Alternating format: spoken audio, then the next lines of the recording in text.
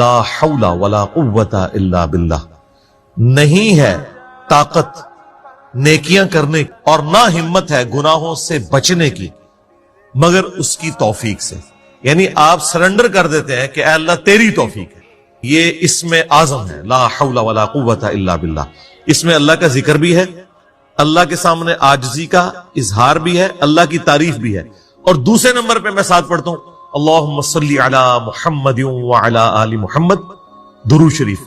کیونکہ جامعہ ترمذی میں حدیث ہے جو شخص اللہ کی حمد اور درود شریف کے ذریعے اللہ کی طرف متوجہ ہوتا ہے نا، اللہ تعالیٰ اسے محروم نہیں لوٹاتا. تو یہ دونوں کام میں یکجا کرتا ہوں. لا الہ الا انت سبحانک انی کنت من الظالمین. اور قرآن میں بھی ہے کذالک ننجی المؤمنین، ہم مومنین کو بھی نجات دیں گے جس طرح یونس کو دی تھی اس دعا کی برکت سے. میرا تو کلپ ہے مصیبت اور پریشانی سے بچاؤ کے 3 وظائف. اس میں سے ایک وظیفہ یہ ہے، دوسرا حسبنا اللہ ونعم الوکیل، تیسرا یا حی یا قیوم برحمتک استغیث.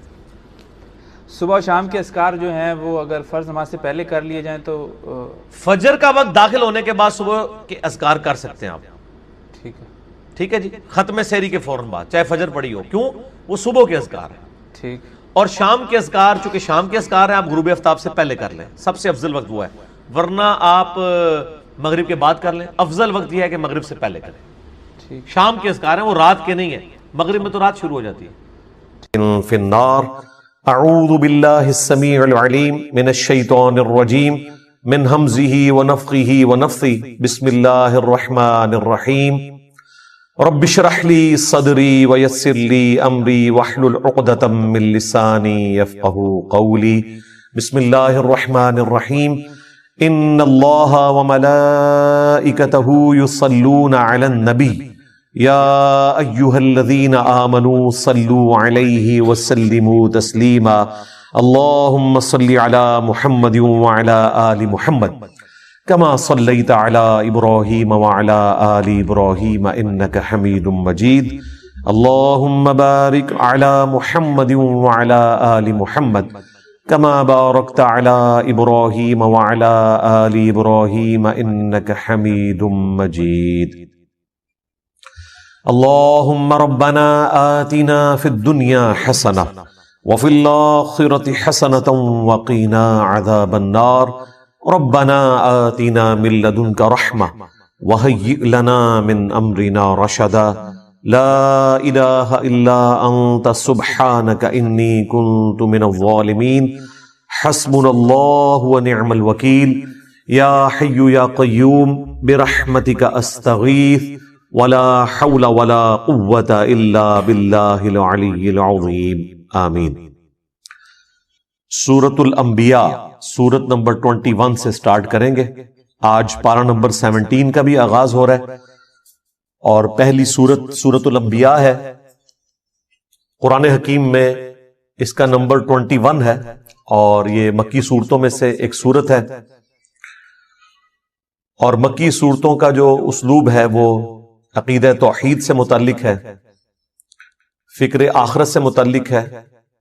اس میں بھی اسپیسیفکلی آخرت میں اللہ تعالی جو انسانوں کو اٹھائے گا اس کے حوالے سے ڈسکشن ہے. اور مختلف انبیاء کرام علیہم السلام سے متعلق جو ان کو مختلف قوموں میں بھیجا گیا، ان کے جو حالات و واقعات مختلف جگہ قرآن پاک میں رپورٹ ہوئے، کمبائنڈ فارم میں آپ کو یہاں پر ملیں گے. اسی نسبت سے اس کا نام سورۃ الانبیاء ہے. اس میں حضرت ابراہیم علیہ السلام کا ذکر خیر بھی ملے گا، عیسیٰ علیہ السلام کا، سیدہ مریم کا اور باقی انبیاء کرام کا. بعض کا نام آیا ہے، بعض کا تھوڑا تفصیلی ذکر آیا ہے. اور کنکلوژن اس کی اللہ کے محبوب صلی اللہ علیہ وآلہ وسلم کو جو اللہ تعالیٰ نے ٹائٹل دیا وما ارسلناک الا رحمتا للعالمین، اس پہ جا کر یہ سورت کنکلوڈ ہوگی. انبیاء کرام علیہم السلام سے متعلق عقیدہ کیا ہونا چاہیے اور انبیاء کرام کا اپنا کیا عقیدہ ہوتا تھا، یہ دونوں چیزیں اس سورت کے اندر بیان ہوگی. عام آدمی جس نے قرآن کبھی ترجمے سے نہیں پڑھا اس سے اگر پوچھا جائے کہ سورۃ الانبیاء میں کیا ہوگا، تو عموماً جو آپ کو ان پڑھ جاہل قسم کے لوگ علماء میں سے بھی اور واعظین میں سے بھی وہ آپ کو یہی کہتے سنائی دیں گے کہ جی اس میں انبیاء کرام کی خوبصورتی کا بیان ہوگا، ان کی آنکھیں کیسی تھیں، ان کے بالوں کا رنگ کیسا تھا، وہ اس قسم کی باتیں بیان کرتے ہیں اور ممبروں سے کرتے ہیں۔ سورۃ الانبیاء سے بہتر اور کوئی صورت نہیں ہے بات بتانے کے لیے کہ انبیاء سے متعلق آپ کا کیا عقیدہ ہونا چاہیے اور انبیاء کا عقیدہ توحید اپنا کیا تھا۔ یہ دونوں باتیں اس میں بیان ہوئی ہیں۔ اور ہمارے سب کانٹیننٹ میں جو دین تصوف نے عقائد کی خرابی پروپیگیٹ کر دی ہے، اس کی جڑ کاٹنے کے لیے ایک سورت کافی ہے، چھوٹی سی سورت ہے، اور عقیدہ توحید کو بھی واضح کرے گی، انبیاء کرام علیہم السلام کے اپنے سٹیٹس کو بھی واضح کرے گی کہ انبیاء کے بارے میں آپ نے کیا عقیدہ رکھنا ہے، ان کو منی گاڈ نہیں بنانا، اور انبیاء کرام ہر مشکل ہر پریشانی میں اپنے رب کی طرف رجوع لاتے تھے۔ اس کا ذکر بھی آپ کو اس میں ملے گا۔ یہ ڈومیننٹ چیز ہے سورۃ الانبیاء کے حوالے سے۔ سٹارٹ ہی میں آپ کو نبی اسلام کا جو ذکر خیر ہے، آپ کی جو دعوت توحید ہے، اس کے مقابلے پر مشرکین عرب نے جو آپ کو رسپانس کیا اور جو آپ کے لیے غلط زبان استعمال کی، آپ علیہ السلام کو جو تانے دیے، اور اس پر جو اللہ تعالیٰ کا جواب ہے، شروع کی چند آیات میں ہی آپ کو عقیدہ کلیئر ہو جائے گا۔ اس عقیدے کا کوئی لینا دینا نہیں ہے دین تصوف میں پھیلائے گئے عقیدوں سے، جن میں پیغمبر منی گاڈ ہوتا ہے، کوئی بزرگ بابا جو ہے وہ منی رسول ہوتا ہے، اور ان کے علماء جو ہیں وہ منی صحابی ہوتے ہیں۔ یعنی اس طرح ان کو ٹائٹل دیے ہوتے ہیں انہوں نے، اور ایسے مرتبے دیے ہوتے ہیں۔ یہ سٹارٹ ہی میں آپ کو بالکل کلیئر ہو جائے گا۔ اعوذ باللہ من الشیطان الرجیم، بسم اللہ الرحمن الرحیم۔ اقترب للناس حسابہم، قریب آ گیا ہے لوگوں کے حساب کا وقت، وہم فی غفلۃ معرضون، لیکن ان کا حال یہ ہے کہ وہ غفلت میں منہ پھیرے ہوئے ہیں۔ ایبسولوٹلی اس آیت کو دیکھا جائے تو پوری انسانیت کے لیے جیسے انسان نے مرنا ہے، آخرت کی زندگی شروع ہو جانی ہے، اس کا حساب بالکل اس کے قریب ہے، لیکن انسان غفلت کی زندگی گزار رہا ہے۔ اور اگر آپ اسے ریلیٹیولی دیکھیں آنے والے ٹاپک کے ساتھ، تو یہ مشرکین عرب سے متعلق ہے کہ اللہ تعالیٰ نے ان کے لیے فیصلہ فرما لیا ہے کہ ان پر عذاب استیصال آئے گا، غزوہ بدر کی شکل میں، اس کے بعد غزوہ احد کی شکل میں، خندق کی شکل میں۔ کئی لوگوں کو اس سے پہلی توبہ کی توفیق مل جائے گی، کئی کو نہیں ملے گی۔ ان کے حساب کا وقت اب قریب آ چکا ہے، لیکن یہ غفلت میں منہ پھیرے ہوئے ہیں۔ ما یأتیہم من ذکر من ربہم محدث، ان کے رب کی طرف سے کوئی بھی نئی نصیحت نہیں آتی مگر اس حال میں الا استمعوہ وہم یلعبون، کہ وہ اسے سنتے تو ہیں مگر کھیل کود میں مگن ہوتے ہوئے، کیجول لیتے ہیں۔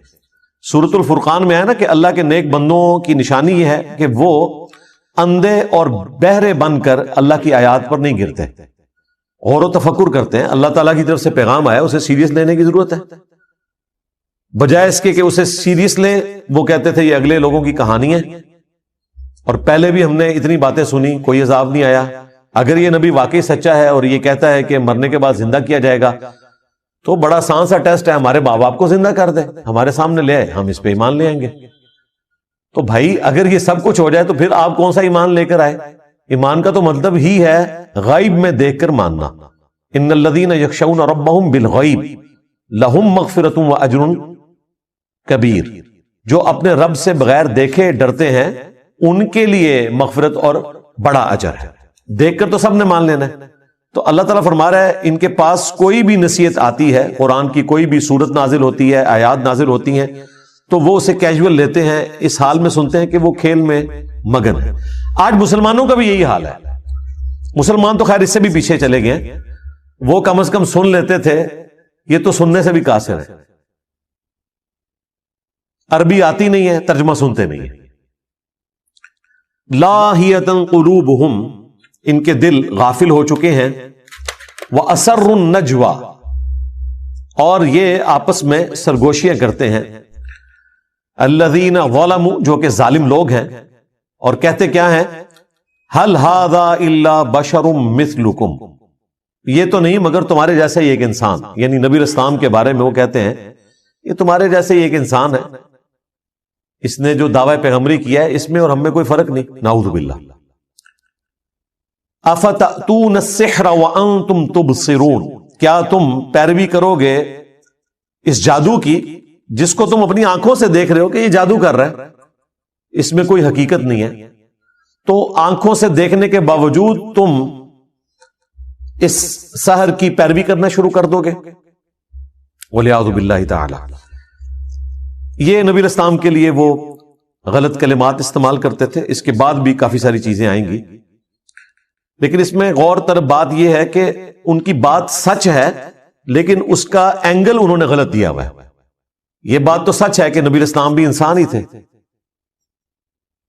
سورہ بنی اسرائیل میں آیا کہ اگر زمین پر فرشتے آباد ہوتے تو ہم فرشتوں میں سے پیغمبر بھیجتے. اب چونکہ انسان آباد ہے تو انسانوں میں سے پیغمبر آئے گا.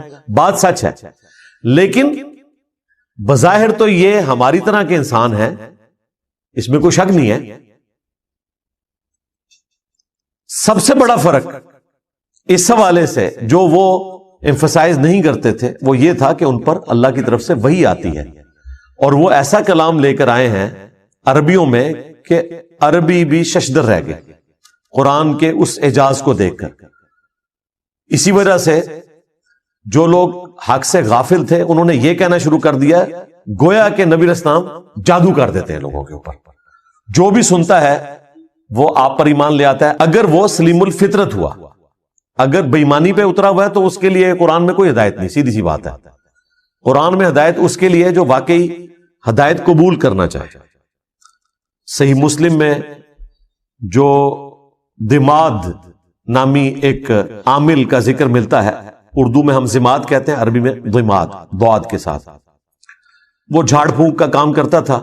صحیح مسلم شریف میں آتا ہے کہ وہ جب مکے میں آیا تو کچھ لوگوں نے اس سے کہا کہ اس طرح ہمارے ایک بڑے ڈائنامک انسان تھے، بڑی اچھی پرسنالٹی محمد صلی اللہ علیہ وآلہ وسلم کی، اور کچھ عرصے سے انہوں نے یہ باتیں کرنا شروع کر دی ہیں. ہمیں لگتا ہے کہ وہ غار ہرا میں جو گئے تھے وہاں پر ان کے اوپر کوئی آسیب کا سایہ ہو گیا، تو تم علاج کرنا جانتے ہو تو تم ان کا علاج کرو.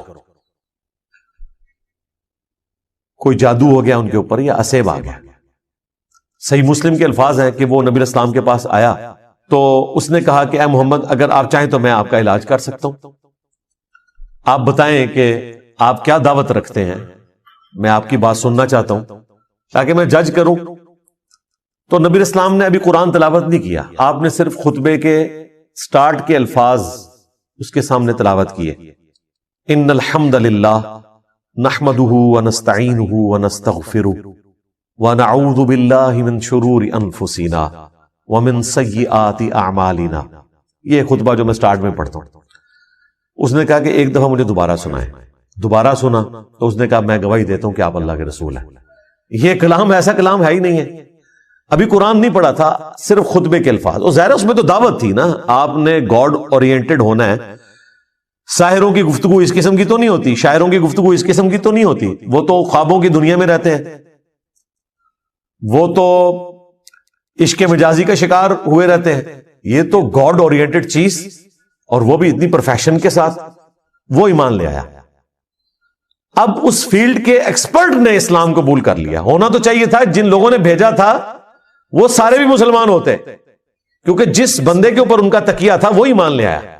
لیکن وہی ہوا جس طرح جادوگر ایمان لے آئے، فرعون نہیں ایمان لے کر آیا. حالانکہ فرعون کو ایمان لانا چاہیے تھا کہ اس کے اپنے جادوگر مان گئے کہ یہ جادو نہیں ہے.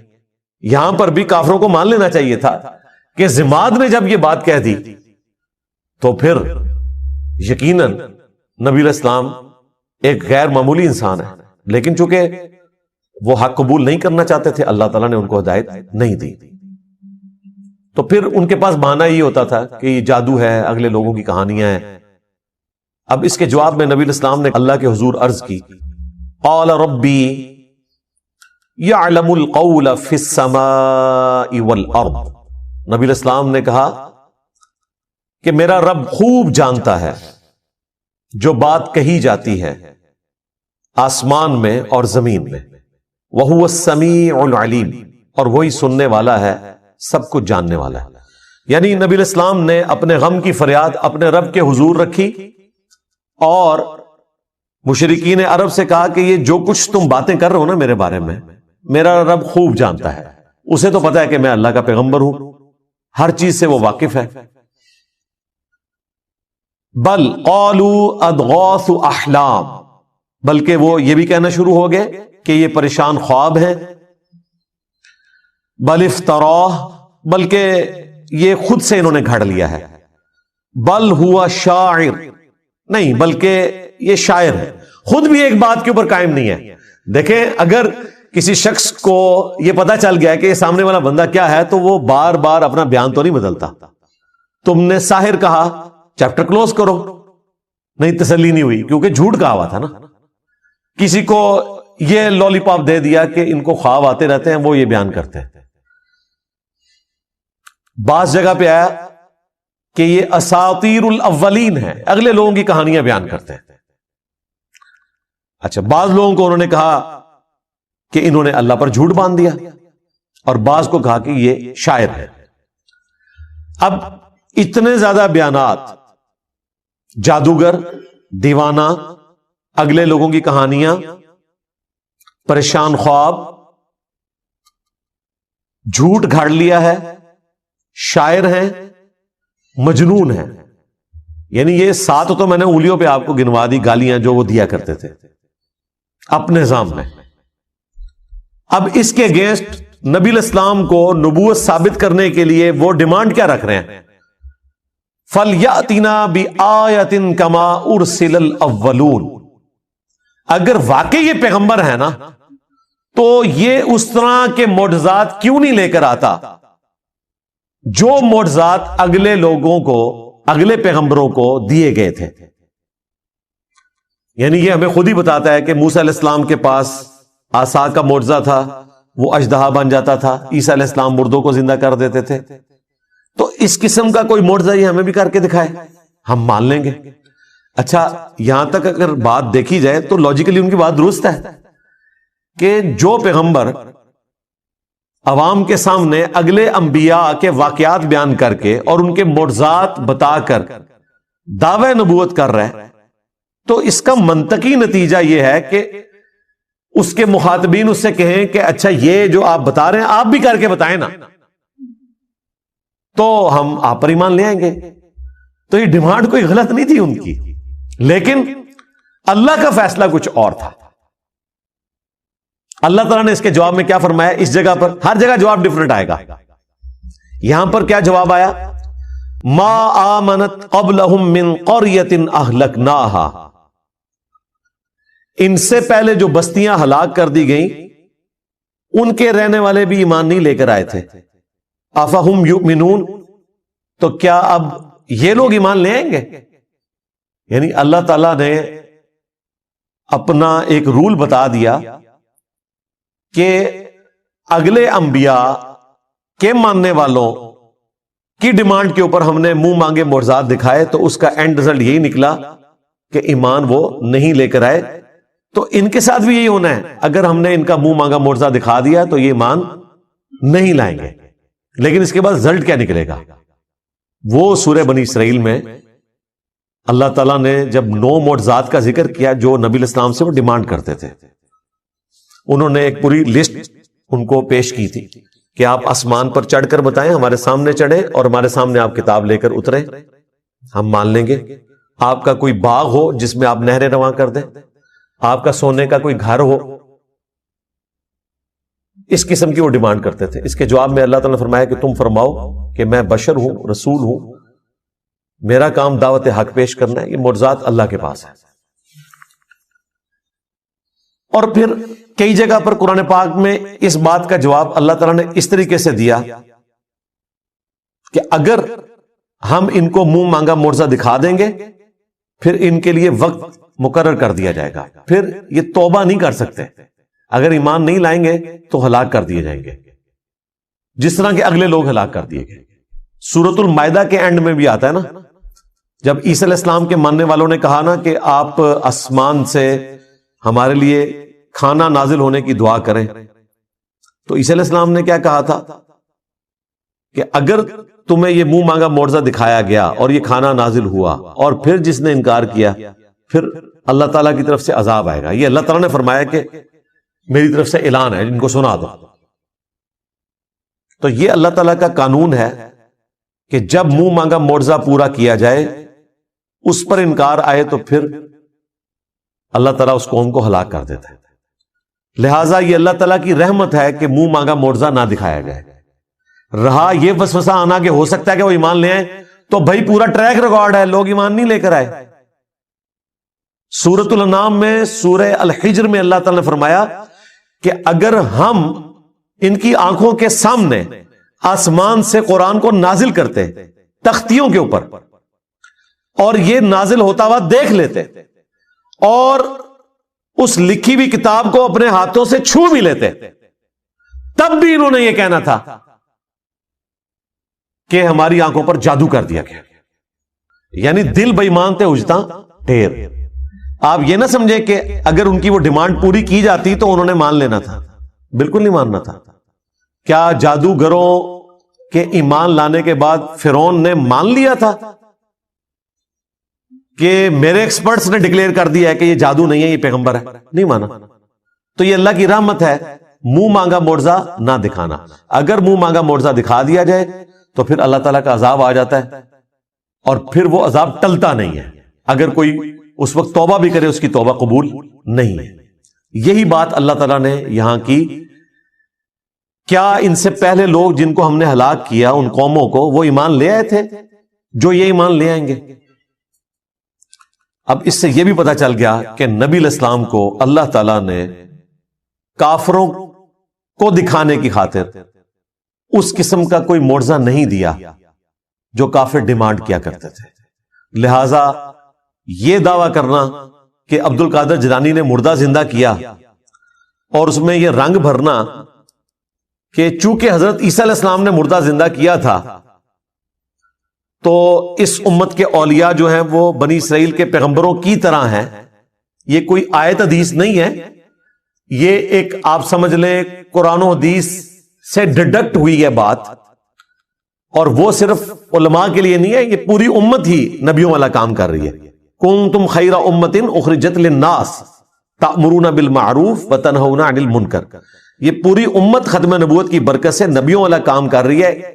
اس اعتبار سے پوری امت بنی اسرائیل کے پیغمبروں کی طرح ہے، کام کرنے کے اعتبار سے۔ مرتبے کی نہیں بات ہو رہی، یہ ذہن میں رکھیے گا، انبیاء کے مرتبے کو کوئی نہیں پہنچ سکتا، کام کرنے کے اعتبار سے۔ اب جن کی پرائمری رسپانسبلٹی تھی دعوت حق پیش کرنا، یعنی کہ اللہ کے محبوب صلی اللہ علیہ وآلہ وسلم،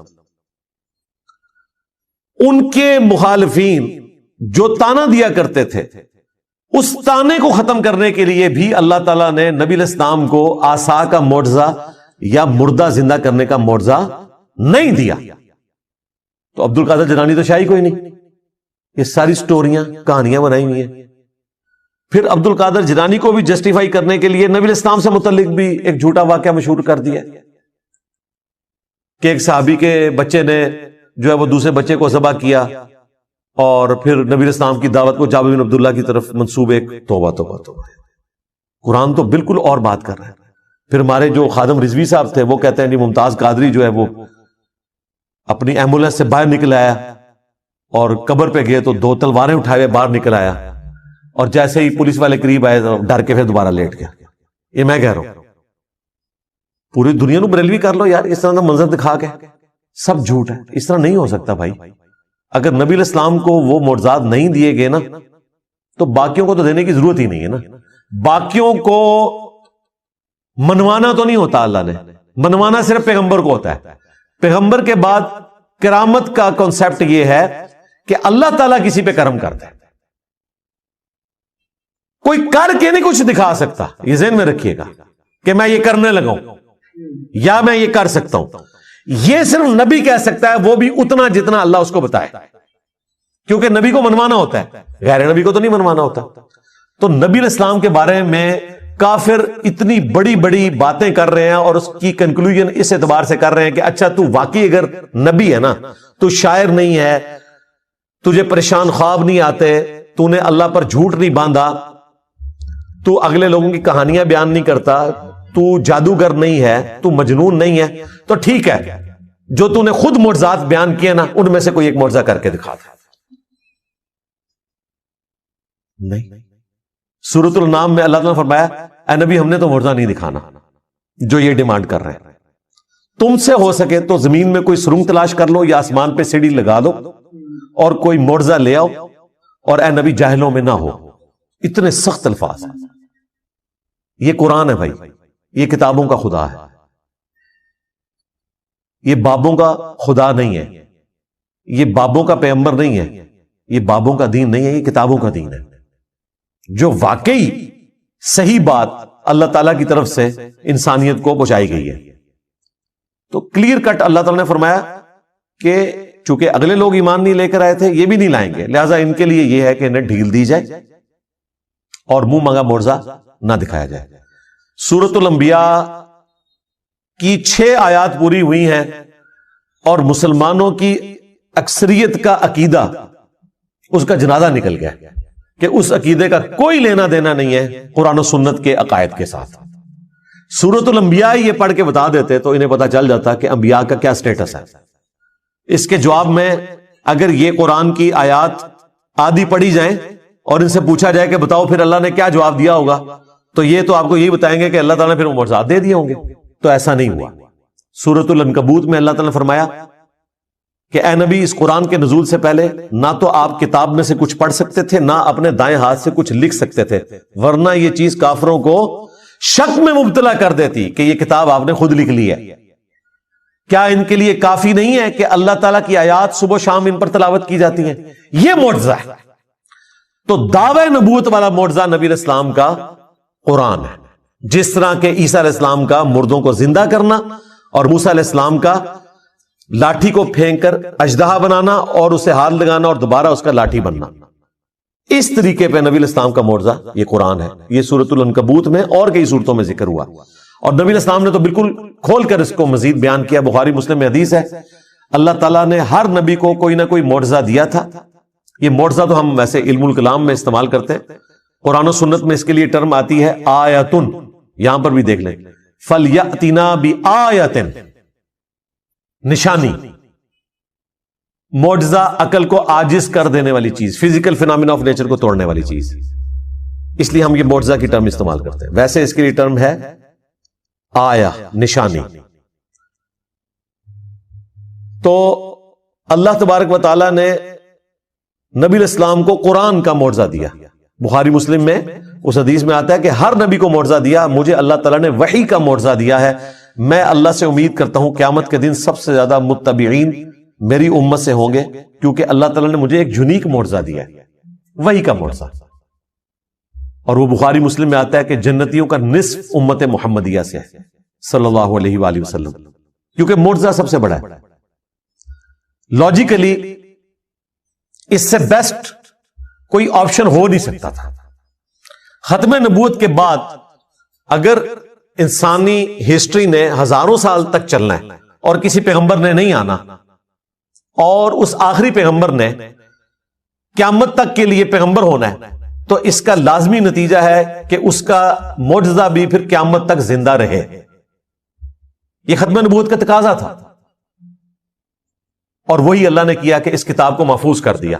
انا نحن نزلنا الذکر وانا لہ لحافظون, بے شک اس ذکر اللہ کی یاد دہانی کروانے والی کتاب کو ہم نے نازل کیا, ہم ہی اس کی حفاظت کرنے والے. اگلی کتابوں کی حفاظت اس لیے نہیں ہوئی کہ کتابیں بدلتی تھی تو نیا پیغمبر آ جاتا تھا اور بتا دیتا تھا کہ یہ گڑبڑ ہو گئی ہے, یہ ٹیمپر ہو گیا. اب چونکہ پیغمبر نے نہیں آنا, ختم نبوت ہو چکی ہے.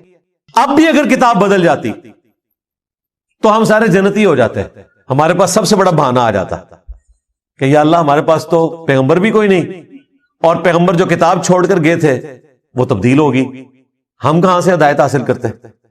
اس لیے اللہ تعالیٰ نے اس کتاب کو محفوظ کیا. یہ قیامت تک کے لیے نبی اسلام کا معجزہ ہے. 2 خصوصیات ہیں رسول اللہ کی ایسی جو آپ کو ممتاز کرتی ہیں باقی انبیاء سے. ویسے تو بہت ساری ہیں, یہ ڈومیننٹ.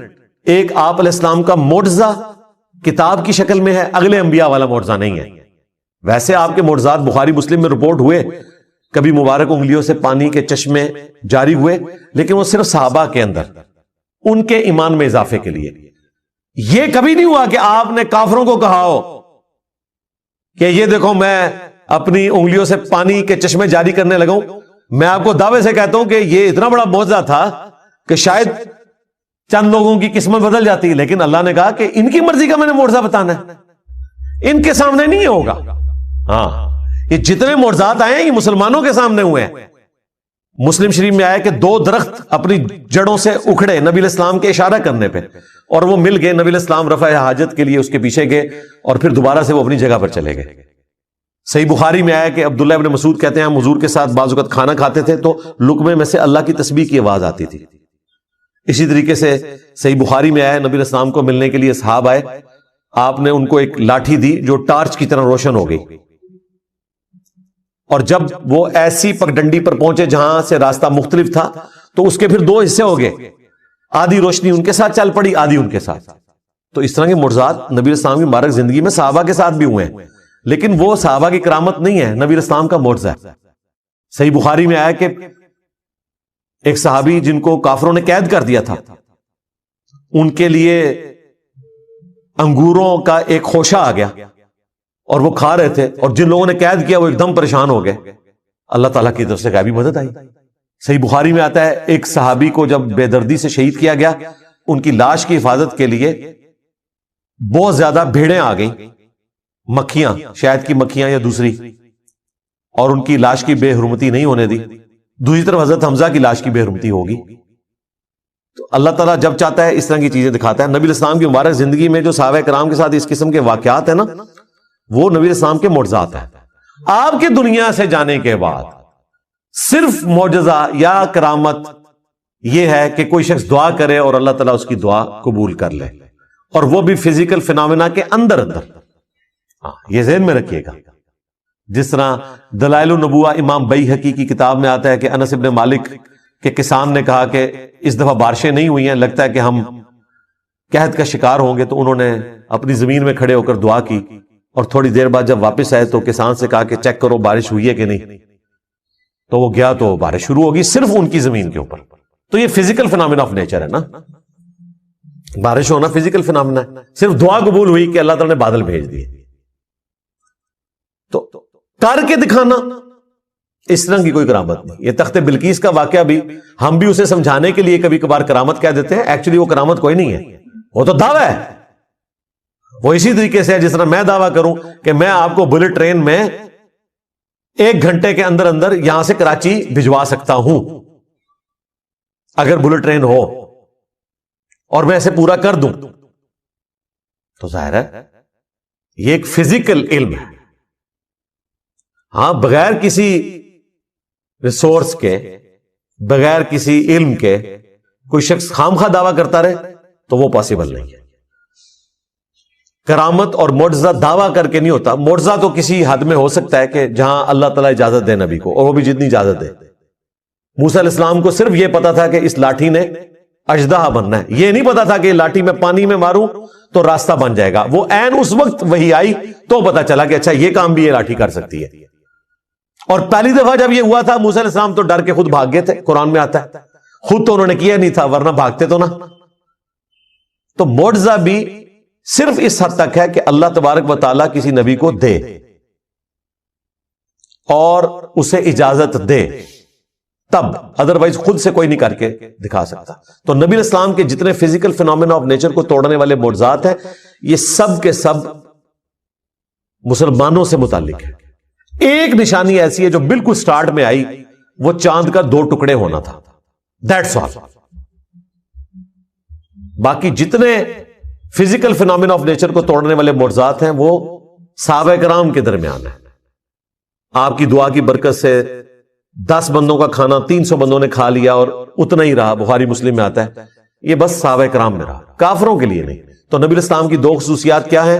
آپ کا معجزہ اگلے انبیاء والا نہیں, دعوی نبوت والا قرآن ہے, چونکہ آپ کی نبوت قیامت تک کے لیے. اور دوسری خصوصیت, اگلے انبیاء کا انکار کرنے پر اللہ کی طرف سے آسمان سے عذاب آتا تھا, چنگھاڑ کی شکل میں, پتھروں کی بارش کی شکل میں, سمندر میں غرق ہونے کی شکل میں, وبائی امراض کی شکل میں. لیکن نبی اسلام کے کیس میں اس طرح کا کوئی عذاب نہیں آیا. اگر آیا تو قتال کی شکل میں آیا, جو قرآن میں سورہ توبہ میں آیا کہ ہم مسلمانوں کے ہاتھوں سے ان کو عذاب دیں گے. تھوڑی بہت آزمائشیں آئیں قحط سالی کی شکل میں, بخاری میں آتا ہے, اور نبی الاسلام سے وہ دعا بھی کرواتے تھے. لیکن جو بڑے لیول کا عذاب ہے وہ قتال کی شکل میں اللہ تعالیٰ نے صحابہ کرام کی تلوار کو مسلط کیا.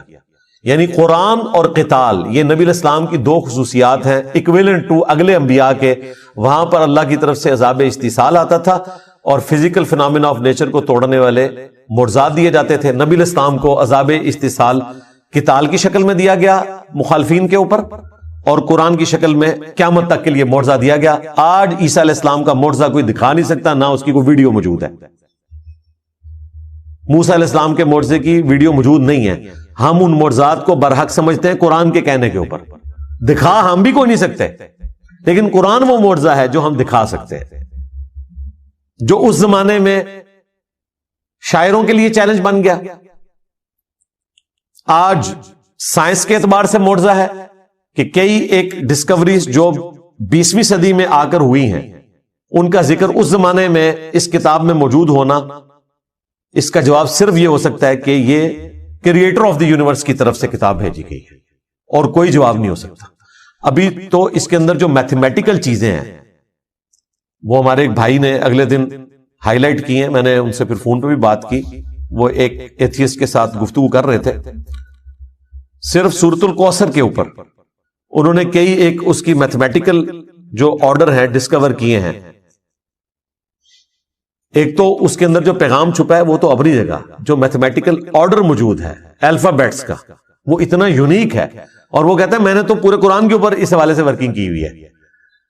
اور یہ دیکھیں اتنی بڑی حفاظت ہے کہ قرآن کی کوئی آیت بدلے گا تو وہ آرڈر ڈسٹرب ہو جائے گا, ایک لفظ بھی بدل دے تو آرڈر اس کا ڈسٹرب ہو جائے گا. اب یہ وہ چیزیں ہیں جو صحابہ کرام کو بھی نہیں پتا تھی. ہر آنے والا زمانہ قرآن پاک کے حوالے سے نئی چیزیں ہائی لائٹ کرے گا لوگوں کے سامنے. حروف ابجد کا علم صحابہ اور تابعین کے دور میں زبان کے طور پر رائج تھا. یہ تعویذات جو لکھتے ہیں انہوں نے تو اس علم کو ہی بدنام کر دیا نا, ورنہ یہ پیرلل میں ایک لینگویج ہے جس میں آپ اعداد کو جمع کر کے ایک پوری گنتی ہے. جس طرح محمد کے 92 بنتے ہیں, اللہ کے 66 بنتے ہیں, بسم اللہ الرحمن الرحیم کے 786 بنتے ہیں. ان ڈیجٹس کو یوز کر کے بھی قرآن پاک کے حوالے سے کئی ساری چیزیں ملتی ہیں جو آج لوگوں نے اس کے اوپر ایکسپیریمنٹس پرفارم کیے ہیں. اس طریقے سے قرآن حکیم کا اعجاز کہ اس کی صورتیں جوڑوں کی شکل میں نازل ہوئیں, یہ چیزیں تو ابھی آ کے لوگوں نے ایکسپلور کی نا. حمید الدین فرائی صاحب سے پہلے تو یہ چیز کسی نے ہائی لائٹ نہیں کی تھی. مولانا مودودی رحمہ اللہ نے کئی چیزوں کی ویلیو ایڈیشن کی, کئی ایسی چیزیں انہوں نے ہائی لائٹ کی جو پہلے لوگوں نے ہائی لائٹ نہیں کی ہوئی تھی. تو ہر آنے والا زمانہ قرآن پاک کے حوالے سے کوئی نہ کوئی ایسی نئی چیز بتاتا ہے کہ جو انسان کو حیران کر دیتی ہے کہ یہ ایک غیر معمولی کلام ہے. تو یہ معجزہ قیامت تک کے لیے. اس اعتبار سے نبی الاسلام کا یہ فرمانا کہ مجھے اللہ نے وہی کا معجزہ دیا ہے, میں امید کرتا ہوں کہ قیامت کے دن سب سے زیادہ متبعین میری امت سے ہوں گے. اس کا پریکٹیکل جو عملی نمونہ ہے وہ ہم نے دیکھ لیا کہ لوگوں نے قرآن کا ترجمہ انگریزی میں پڑھا, اپنی مدر ٹنگ میں پڑھا اور اسلام قبول کر لیا. نبی اسلام کو دنیا سے گئے ہوئے 1400 سال سے زیادہ گزر چکے ہیں. قرآن کی دعوت الحمدللہ اسی طریقے سے شد و مد کے ساتھ جاری ہے, اور یہ ہے اصل میں انقلاب جو دن بدن بڑھتا چلا جا رہا ہے. جب مسلمانوں کی امپائرز ختم ہو گئی تھیں, دنیا میں کوئی حکومت باقی نہیں رہی, اس وقت بھی یہ انقلاب تھا آج اللہ تعالیٰ نے 58 اسلامک کنٹریز ہمیں دے دیے، انقلاب آج بھی اسی طریقے سے، کل کوئی ملک ختم بھی ہو جائے، نبی الاسلام کا انقلاب گلی گلی اسی طریقے سے پوری دنیا میں جاری ہے۔ یہ ہے لیگیسی، جو لیگیسی کسی اور شخص نے نہیں چھوڑی۔ وما ارسلنا قبلک الا رجالا نوحی الیہم، اور ہم نے آپ صلی اللہ علیہ وآلہ وسلم سے پہلے کوئی بھی پیغمبر نہیں بھیجا مگر یہ کہ وہ مرد ہی تھا اور اس کی طرف ہم نے وہی بھیجی۔ فاسألوا اہل الذکر ان کنتم لا تعلمون، اگر تمہیں علم نہیں ہے تو اہل ذکر سے پوچھ لو، یعنی مشرکین عرب سے کہا جا رہا ہے اگر تمہارے پاس علم نہیں ہے تو جیوز اور کرسچنز کے علماء جن کے پاس الہامی کتابوں کا علم ہے ان سے پوچھ لو کہ نبی الاسلام سے پہلے بھی جو پیغمبر آئے وہ انسان ہی ہوا کرتے تھے، تمہارا یہ اعتراض کرنا کہ یہ ہماری طرح کا انسان ہے، تو اگلے انبیاء بھی انسان ہی ہوا کرتے تھے اور مرد ہوا کرتے تھے، عورتوں میں کوئی پیغمبر نہیں آیا، انسانوں کی سپیشیز سے ہی پیغمبر آئے۔ ظاہر ہے عورتیں اس کام کے لیے سوٹیبل بھی نہیں، اس کے لیے ایکسٹروورٹ بندہ چاہیے اور پھر وہ ایسا ڈائنامک ہو کہ ہر وقت اویلیبل ہو۔ عورتوں کے ساتھ تو اللہ تعالیٰ نے کئی ایک بشری کمزوریاں لگائی ہیں، مہینے میں 6-7 دن ان پر ایسا وقت آتا ہے کہ وہ نماز بھی نہیں پڑھ سکتی، اللہ تعالیٰ کی طرف سے ایک ان کے لیے ریلیکسیشن ہے، اور وہ مسجد میں بھی نہیں جا سکتی۔ اب پیغمبر نے تو امت کو لیڈ کرنا ہوتا ہے، یہ تو ہو ہی نہیں سکتا کہ پیغمبر جو ہے وہ عورت ہو اور وہ 7 دن کی چھٹی کرے، پلس پھر اس کو مردوں سے پردہ کرنا پڑے گا اور کئی ایک کمپلیکیشنز آ جائیں گی۔ اس لیے اللہ تعالیٰ نے پیغمبر مرد بنائے۔ ہاں پیغمبروں کی مائیں عورتیں ضرور تھیں، ان کی رسپیکٹ اپنی جگہ، اللہ نے ان کی تعریف بھی کی ہے، موسیٰ علیہ السلام کی والدہ کی، عیسیٰ علیہ السلام کی والدہ کی، لیکن پیغمبر مرد ہی ہوں گے اور انسانوں کی اسپیشی سے ہوں گے۔ اگر تمہیں علم نہیں ہے تو اہل علم سے پوچھو۔ رسول اللہ کے اوپر یہ بہتان لگانا کہ چونکہ یہ انسان ہے لہذا انسان ہے تو جھوٹ بول رہے ہیں، انہیں خواب بھی آتے ہیں پریشان، یہ شاعر ہیں، اگلے لوگوں کی کہانیاں بیان کرتے ہیں، تو یہ غلط ہے۔ انسان ضرور ہے اور وہ اس لیے کہ تم انسان ہو اور انسان انسانوں کو فالو کر سکتے ہیں، آئیڈیل انسانوں کے لیے انسانوں میں سے ہی ہو سکتا ہے، لیکن مرتبے کا جو معاملہ ہے اللہ کے ساتھ جو ان کا تعلق ہے اس میں کوئی انسان کے برابر نہیں ہو سکتا۔ وحی کا آنا ہی بہت بڑا ڈفرنس ہے۔ تو اگلے انبیاء کے ماننے والوں کے پاس کتاب کا علم ہے، ان سے پوچھ لو اگر تمہارے پاس علم نہیں ہے۔ اب یہ مشہور آیت کا حصہ ہے جو اکثر لوگ پیش کرتے ہیں، فَاسْأَلُوا أَهْلَ الذِّكْرِ إِن كُنتُمْ لَا تَعْلَمُونَ، اور پھر تختہ مشق مجھے بنانا شروع کر دیتے ہیں، کہتے ہیں جی دیکھیں جی انجینئر صاحب سے آپ کیوں پوچھتے ہیں، اہل ذکر سے پوچھیں۔ اور بھائی انجینئر صاحب بھی اہل ذکر سے ہی پوچھتے ہیں۔ میں نے قرآن کا ترجمہ لکھ کر آپ کے حوالے نہیں کیا، ہم آپ کو آپ کے مولویوں کا ترجمہ پڑھنے کا کہتے ہیں، لیکن آپ کے مولوی اگر اپنا ترجمہ لکھ کے اس پہ عمل نہیں کر رہے تو آپ ان سے جا کے پوچھیں۔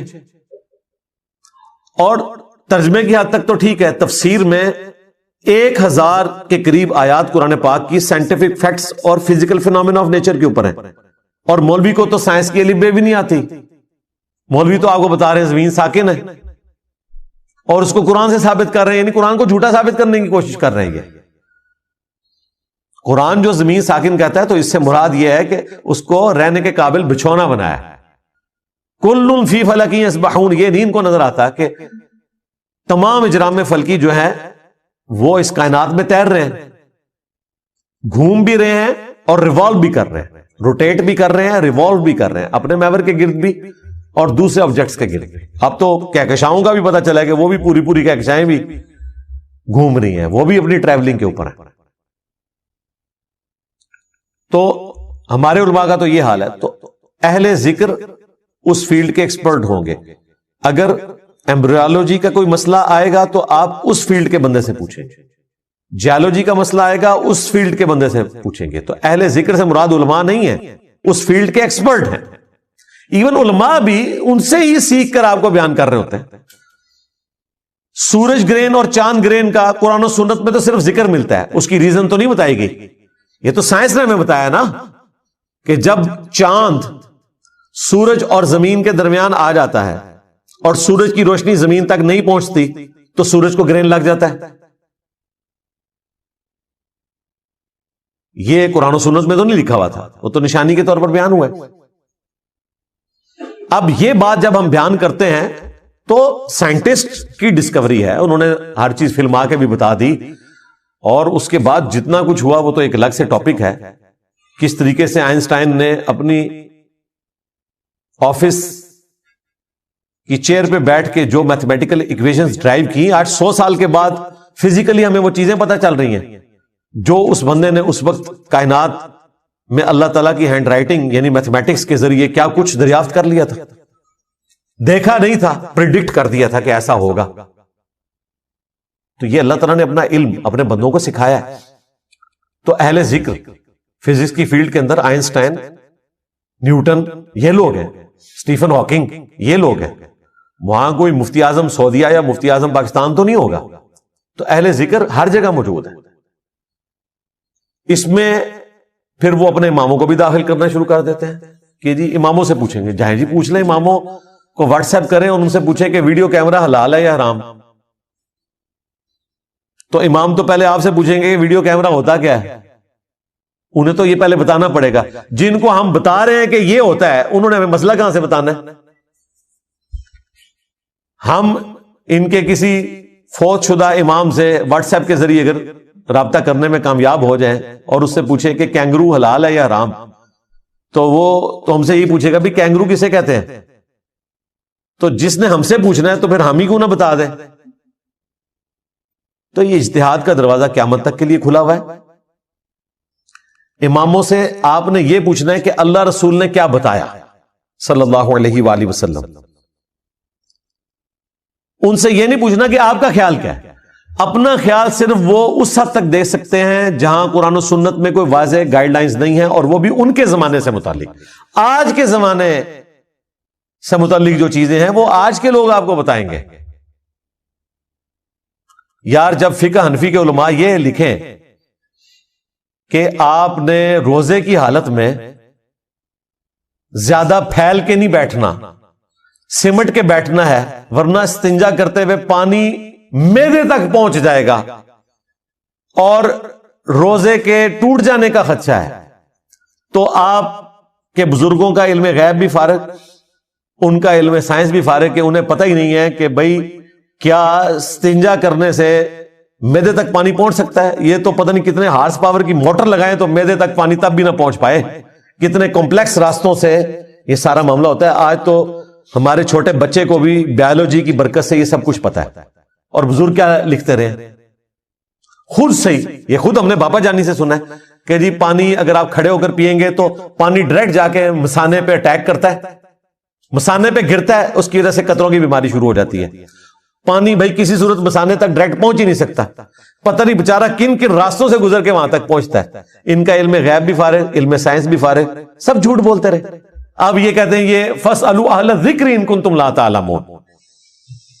اللہ کے بندے انہوں کو پوچھیں گے نا تو تھوڑی بہت جو عزت رہ گئی ہے نا ہمارے دلوں میں ان کے لیے کہ یہ بات آپ پڑھ سکتے ہیں، وہ بھی جاتی رہے گی۔ یہ ان کا حال ہے۔ تو اہل ذکر سے مراد ہے اس فیلڈ کے ایکسپرٹ، وہ بتائیں گے، اور پریکٹیکلی یہی کر رہے ہیں۔ آپ کو بتاتے ہیں کہ گھٹنے میں درد ہو تو ہاتھ رکھ کے پڑھیں دادا صاحب کی گھوڑی، اور اپنا حال یہ ہے کہ وہ کہتے ہیں کہ ڈاکٹروں نے مجھے مشورہ دیا، باپا جانی فرماتے ہیں، پھر میں نے مفتی صاحب سے بھی پوچھا۔ اچھا مفتی صاحب نے انہیں یہ مشورہ نہیں دیا کہ باپا جان آپ اپنے والا دم اپنے اوپر کریں دادا صاحب کی گھوڑی، مفتی صاحب نے بھی کہا کہ اچھا ڈاکٹر کہہ رہے ہیں تو آپ بیٹھ کر جو ہے وہ کرسی پہ بیٹھ کے کھانا بھی کھا سکتے ہیں اور نماز بھی پڑھ سکتے ہیں۔ اس کا مطلب ہے کہ غوث وقت تو پھر ڈاکٹر ہوئے، جن کے پاس ڈگری کوئی نہیں ہے اس فیلڈ کے اندر وہ غوث وقت ہے۔ پھر آپ کو یہ صحیح بات بتائیں گے کہ اپنی اپنی فیلڈ کے اندر ہر بندہ جس فیلڈ کا ایکسپرٹ ہے وہ آپ کو بتائے گا۔ بالکل ہم بھی یہی کہتے ہیں، لیکن وہ بتائے ایمانداری کے ساتھ۔ ڈاکٹر تو پھر بھی ایمانداری سے بتاتے ہیں نا، سر درد کے لیے آپ جائیں تو سارے ڈاکٹرز آپ کو پیناڈول بتاتے ہیں۔ آج تک ایسا نہیں ہوا کہ آپ کو سر درد ہو اور کوئی بندہ کہے کہ میں نے آپ کا دایاں پاؤں کاٹ دینا ہے یا یہ بائیں ہاتھ کی چھوٹی انگلی کاٹنی ہے تو سر درد آرام آ جائے گا۔ سارے ایک ہی بات کرتے ہیں، لیکن مولوی ایک بات نہیں کرتا۔ ایک کہتا ہے کہ اگر امام کے پیچھے سورہ فاتحہ پڑھو گے تو تمہارے منہ میں انگارہ رکھ دیا جائے، اس سے بہتر ہے دوسرا کہتا ہے فاتحہ نہیں پڑھو گے تو نماز نہیں ہوگی. یعنی ایک پیناڈول کی گولی بتا رہا ہے آپ کو, دوسرا کہہ رہا ہے تیرا پاؤں کاٹوں گا. ہم کہتے ہیں کہ اسے امام مانو جس کی قبر مدینے میں صلی اللہ علیہ وآلہ وسلم.